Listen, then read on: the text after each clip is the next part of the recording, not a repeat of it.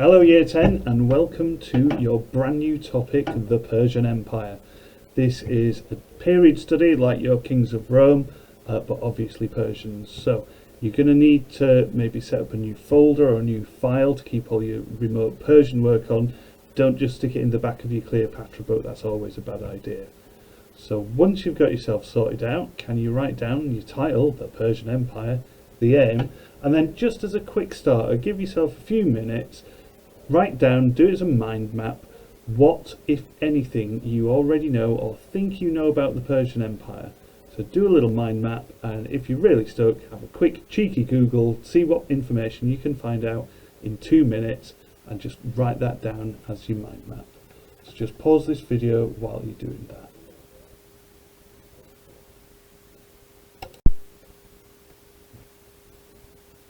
So, as we've already said, the Persian Empire is a period study rather than a depth study. So rather than looking at one particular person, we're looking at a group of people.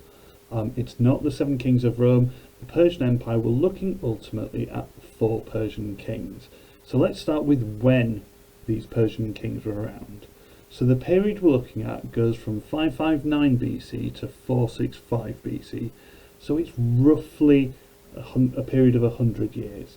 It's obviously a long time ago, which seems like a ridiculous statement to say in an ancient history lesson, but it's much further back than Cleopatra. It's round about the time of the fall of the Roman kings and the emergence of the Republic. So we need to put it into some kind of context.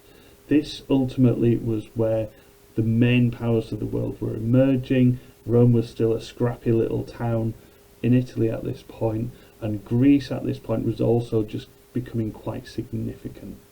So what you'll need to do on the next slide, which we'll look at in a second, there's a nice timeline of the Persian Empire, or the bit we're looking at. So you will need to make a nice neat copy of this, take up a full page, a nice copy of this timeline to refer back to.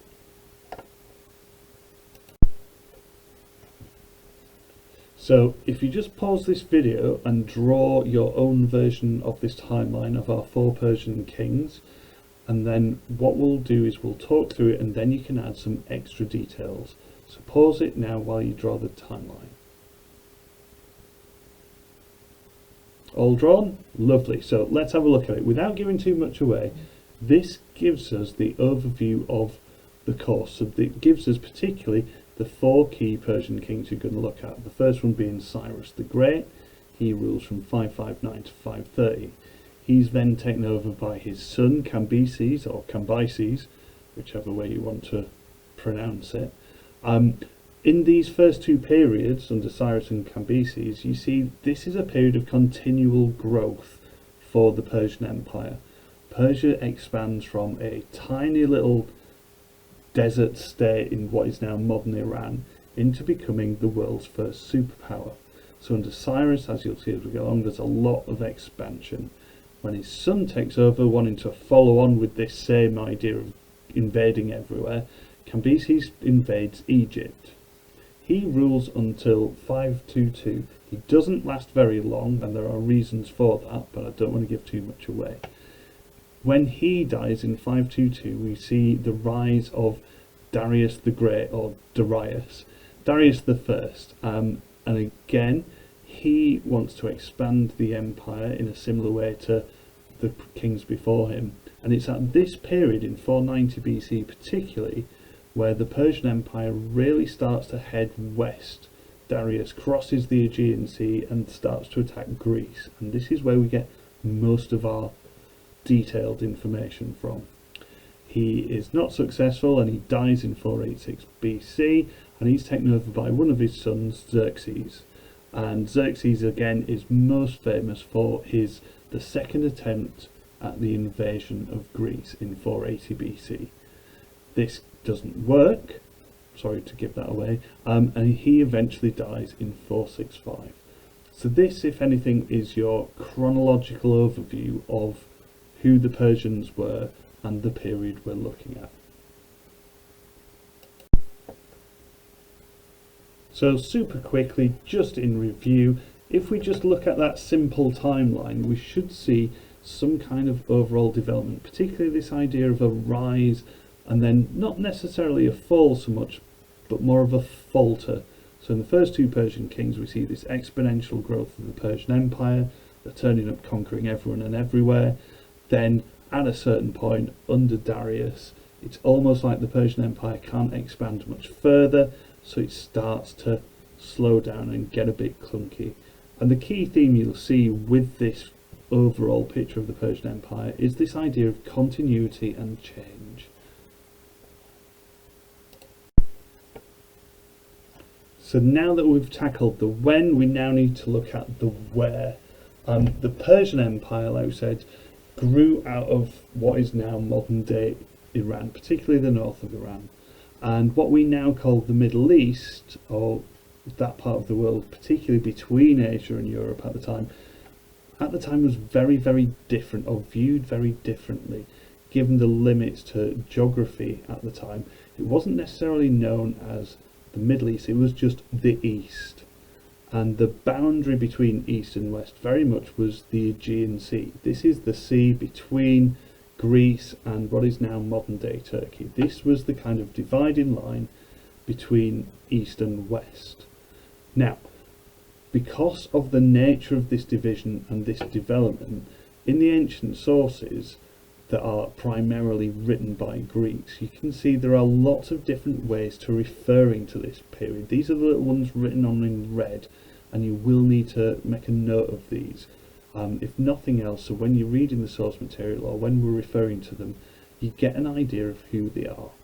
So the most obvious thing is to refer to Persia as the East, or in some cases later on they refer to it as the Near East, because the Greeks did have an idea of India. They knew there was things beyond the Persian Empire, so sometimes they refer to it as the Near East. An unusual one, maybe for our sensibility, would be this referred to the Persians as being Oriental or being Orientals.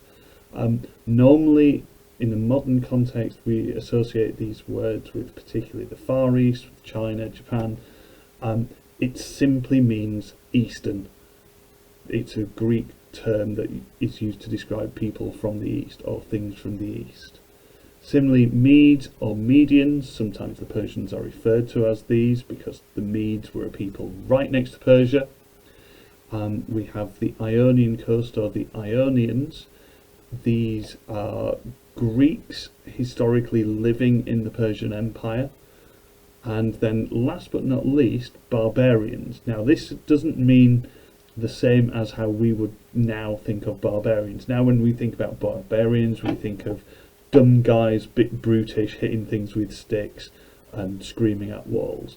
The Greeks just simply used the term barbarians as non-Greek speakers, because when they heard people speaking in not Greek, to them it just sounded a bit like they were just going ba ba ba ba ba ba ba, hence barbarians. So these are all different terms that would be used to describe the Persians or the Persian Empire. So just give yourself 2 minutes, write those down, and maybe a little explanation of each.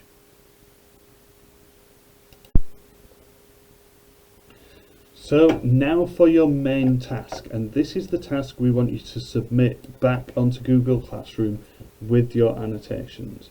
So to do this task, you're going to need to open the file that's handily enough called map. This is already uploaded to Google Classroom. On this map you will see a map of the Persian Empire. I told you there's no surprises in what it is. It's a straightforward task. What I do want you to do though, using the scanned information, which covers pages 6 and 7 of the physical textbook, I want you to annotate the different developments in the Persian Empire. So the 2 pages that we've scanned have a lot of relatively detailed information about the different parts of the empire and where they are. So places like the Levant, places like Mesopotamia or Neo-Babylonia, places you may not necessarily have heard of. So what I'd like you to do, it does go through chronologically where they have been conquered. So the first thing, can you colour code the different periods of expansion? There's sort of a terrible version from the textbook on the screen in front of you. I'm sure yours will look better than this. So if we can start by colour coding the different periods, so you can see where the empire grew and at what point. Then ideally what I'd like you to do is add some annotations and labels to this map as well, pointing out key locations, features, who are the people who live there, can you include a few facts about each one, and really just enhance this map so it's a quick, easy refer back to point with specific details about who these people are. So if, for example, later down the line when we're looking at the Scythians or Scythians, you can look back at this map and work out where on earth these crazy people are. And they were quite interesting. We'll get to those later. So it's going to be your 1 point reference stop for further learning. So add as many details on as you can, make it nice and clear, make it colourful. If you're doing this electronically, do submit that map to Google Classroom. If you're not doing it electronically and you want to do it by hand, take a photo of your work. As long as we've got some way of validating that you know where the places in the Persian Empire are. So pause this video now whilst you do that task. And just finally, now that you've got a little overview of the Persian Empire, of when it was, who it was and where it was, using this knowledge now, I'd like you to write a little summary of the Persian Empire, no more than 200 words. You can either submit this separately in whatever way format you choose, or add it to your map. But again, we'd like you to submit your quick 200 word summary of the Persian Empire. This has been your first lesson. This is your hello, who are the Persians, and welcome to your new period study. There is obviously a podcast to support this, and the link will be on Google Classroom. And until next time, have fun.